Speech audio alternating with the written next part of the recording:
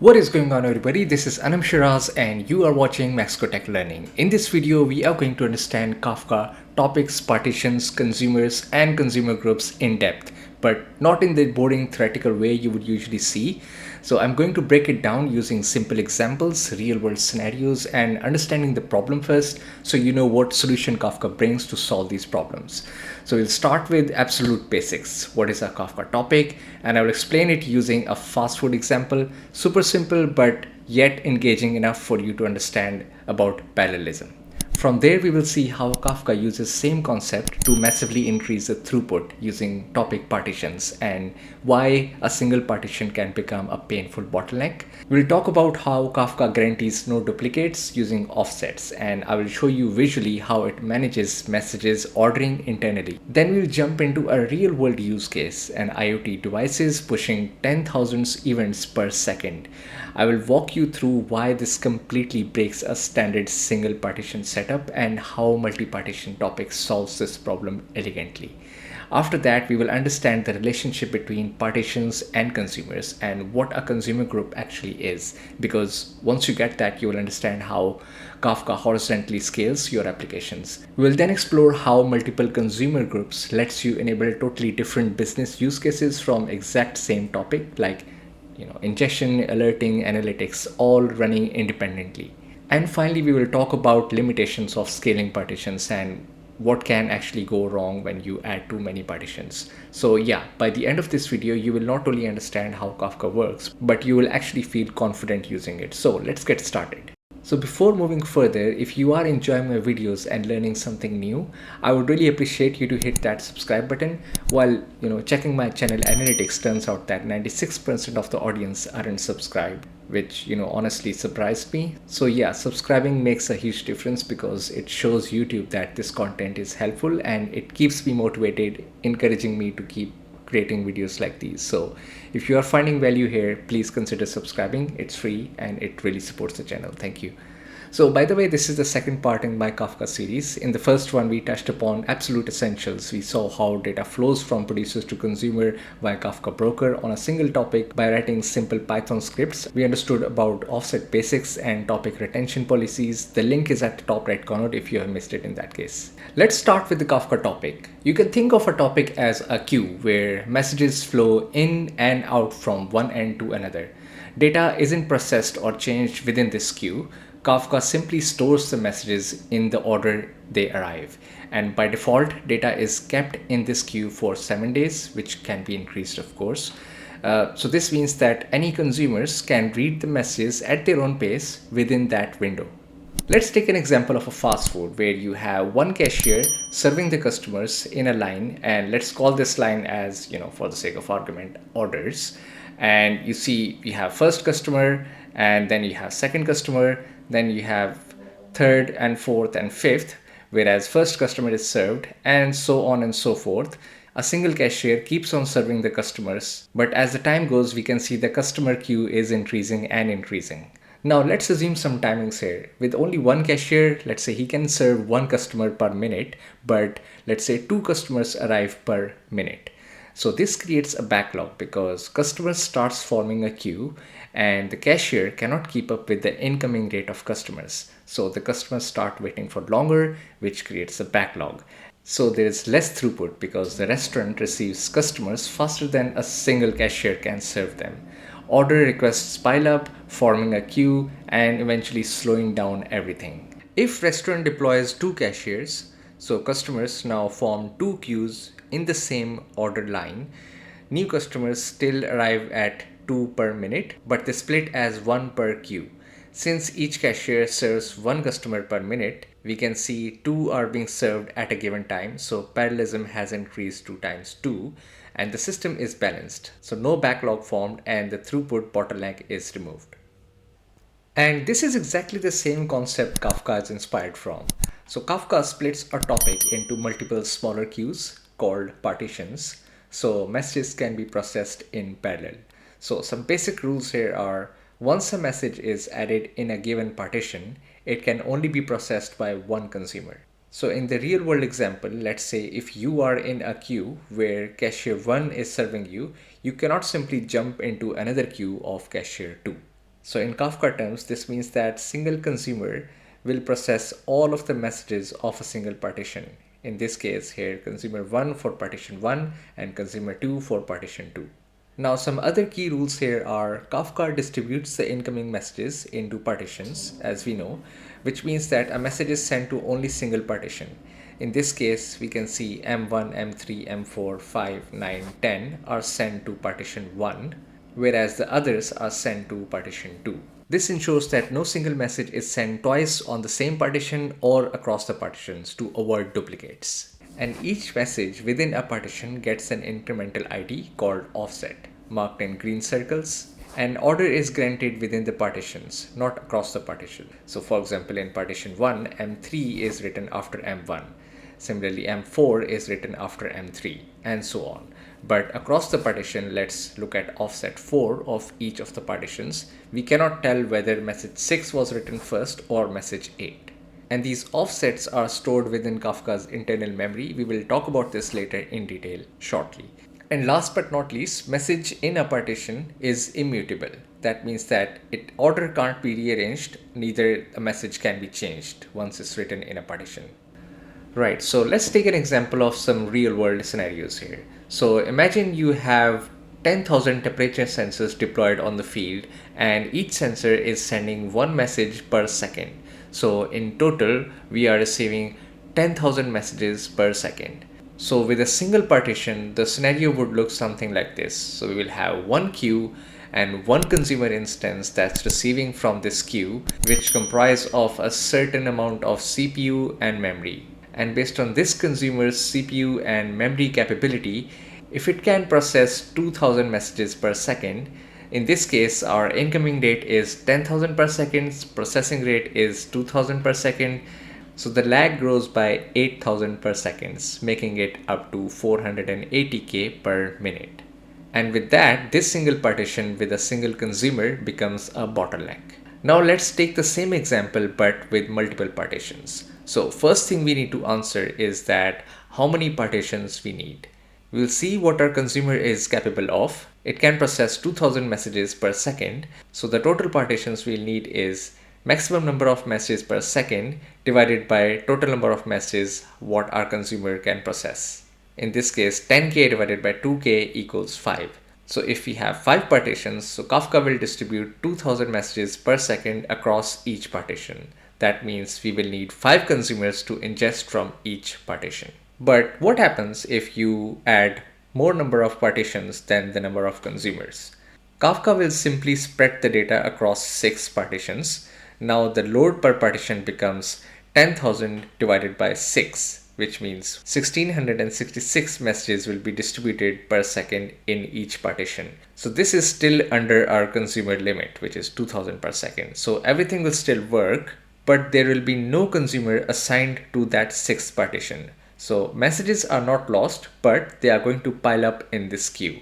And this is totally normal to create more partitions than the consumers for near future scaling. Like for example, you expect traffic to grow from 10k to 20k messages per second in the next month. So you create extra partition now, even if today you only have 5 consumers. So later, as traffic increases, we know new data is in the queue, which will eventually be processed. So we will add consumers as the data grows. But if you leave this 6th partition unattended, meaning no consumer attached with this partition for a long time, you will not lose the data until obviously the retention window is there, but you will lose the processing speed because those partitions will build a huge lag. So it's going to take you more processing power to backfill all of the messages from this queue.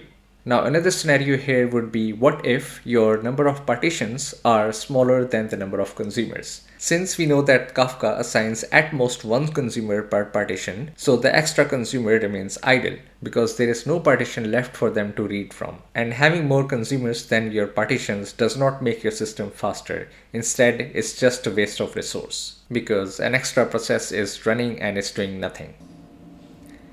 Multiple consumers can also form a consumer group. Now, what is a consumer group? Allow me to explain you with this following example. So let's take a single partition which is connected with a single consumer. So the code would look something like this. We say auto offset reset to earliest. That means read the messages from the beginning of a topic. enable autocommit is true, that means every time a consumer reads a specific message from a given offset, it marks that as read. So in this case, the consumer reads the message from the partition and simply dumps it into the database as follows. But now let's suppose this consumer dies for any reason, and a new instance of the same consumer spins up. Now in this case, because we set enable autocommit to true, so technically it should not read the same messages which were already committed because it has already read them and stored them in the database. But it will not. Instead, it will read those messages again and hence calls duplicate data. So why is this happening even though we have set enable autocommit to true? Is because every time a consumer starts without a group ID, Kafka treats this as a completely new consumer with no information about what offset it last committed message on a given partition. So a consumer group helps Kafka store the offset information. So this is basically based on a topic, consumer group ID and the partition. Now let's take the example of the same consumer but this time with the group ID. In this case, the topic name dash group. So if the topic is temperature data, the group ID would be temperature data group. So initially this consumer group offset is stored as 0. As it consumes the next message, the offset increases to 2, 3. But now let's suppose this consumer dies for any reason and the new instance spins up with the same group ID. Kafka will allow this consumer to read from where it left off because the last offset stored in Kafka for this topic and this partition and this consumer group ID was 3. So the next message will be M6 from offset 4, M9 from offset 5 and M10 from offset 6. And let's suppose again the consumer dies and spins up a new instance. In this case, it's not going to read anything new because all of the messages in a topic are already read and committed into the database. And I have demonstrated this use case in my last video where I'm showing how exactly this group ID behaves. So if you want to see that practical example, watch my first video in this series. The link should be in the description below. Now this is a very basic example just to demonstrate to you how the consumer group works in Kafka by just taking an example of a single partition and a single consumer. But it's going to make more sense when we'll see how this consumer group helps horizontally scale the applications, especially when we have multiple partitions and multiple consumers. But before that, let's talk briefly about vertical scaling. So your application name is IoT temperature ingestion and its aim is to read 10,000 messages per second from a Kafka topic and dump it into a table. And the challenge here is that it needs to cope up with the load without any lag and ingest the data as real time as possible. Now with vertical scaling, you have one instance of an app. We just simply give more CPU, memory and faster disk to cope up with the load of data. Now from Kafka perspective, this is still one consumer process and Kafka sends events per partition sequentially. So this single consumer processes each event one by one per partition. And this single process has a hard limit on how fast it can read, process and write messages. No matter how much CPU or memory we add, it will eventually hit the ceiling and become a bottleneck. We also start seeing diminishing results as we scale the machine up. Different parts of the system like network I/O, serialization, database writes begin competing for the same resource. Hence the performance stops improving linearly and become harder to tune. On top of that, this creates a single point of failure. If this one consumer crashes or restarts, ingestion stops completely and the data lag begins to grow. And finally, large machines are expensive and risky to operate. They are harder to manage, slower to restart, and failures have much bigger impact. So vertical scaling makes one consumer stronger, but it does not make it parallel. It ends up juggling each incoming event sequentially, which means we are not using Kafka's full potential, instead making one consumer bigger and bigger. And the real Kafka way is to run many consumers together, splitting the work safely, and that's where the consumer groups comes in. So the current scenario with vertical scaling, and let's say if we have topic without any partition, would look something like this. So eventually the event processing time will be slower than the incoming new events. So this will create a lag and hence delayed time instead of real time. Now let's take an example of the same scenario, vertical scaling, but with multiple partitions.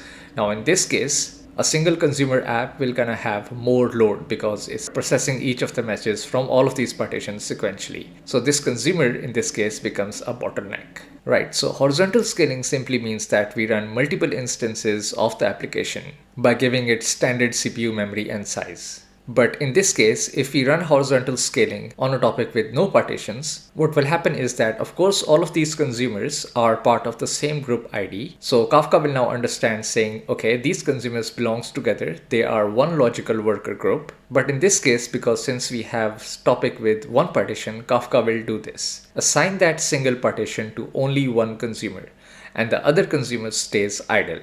And this applies even if all of the consumers use the same group ID. So in this case, we do have parallelism on the consumer sides because we have multiple instances of them, but we do not have any parallelism on the topic side because Kafka scales through partitions first and consumers second.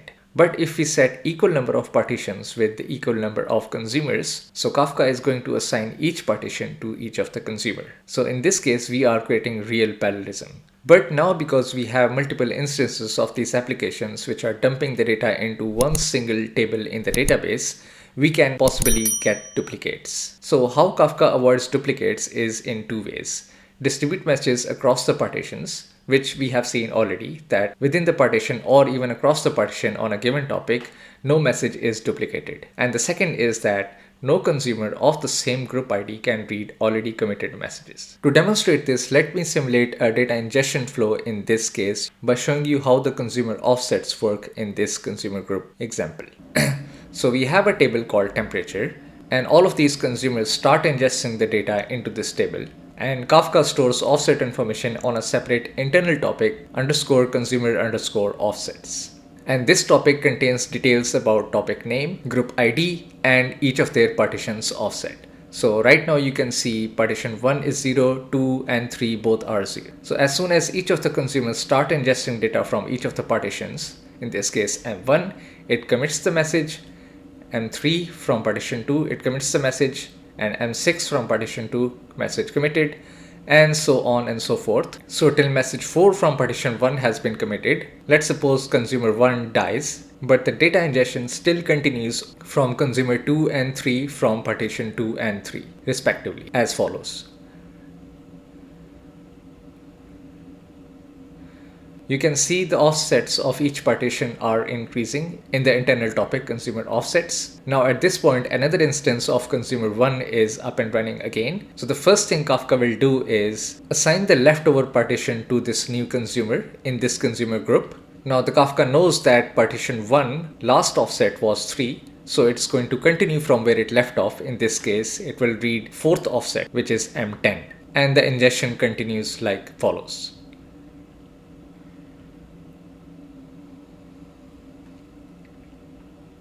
So in this way, Kafka ensures that no message is processed twice within the same consumer group ID. Now you may ask a question like, when could we use multiple consumer groups for the same topic? And a simple rule to follow is that one consumer group can be used to serve one independent business purpose. So for example, in this case, on the same topic with 3 partitions, we have 2 applications, and both serving different purpose. One is which we already discussed, IoT temperature ingestion, which is dumping the data into the database, reading from all of these 3 partitions. And the another application could be real-time temperature alert service. This is reading from the same partitions on a topic and sending the alerts to the downstream systems. And each consumer group works independently. So Kafka delivers a full copy of the data events to every group. And this is how we build multiple business applications on top of the same topic, all reading from the same data without interfering each other. And as you can see, Kafka stores offset information of each group ID separately. So by now you have understood that adding more partitions creates more parallelism. That means faster processing. But the real question is that, is there any upper limit on these partitions? Technically no, because Kafka lets you create topics with hundreds or even thousands of partitions, but practically yes, it comes with a cost. So let's say in our fast food example, you will need to hire more staff to serve customers in parallel. That means more salaries. And another example I could think of is lanes on a motorway. Like more lanes can cause more cars to move in parallel. But if you keep adding lanes forever, at some point the cost of building, maintaining lanes becomes too high, traffic light signals gets overloaded, and the road becomes too wide to manage efficiently. Similarly, in Kafka, more partitions do increase parallelism and faster processing, but each partition consumes memory, CPU, file handles, and also increase Kafka's metadata load. So you can create thousands of partitions, but you should create as many partitions as your workload needs and can actually handle.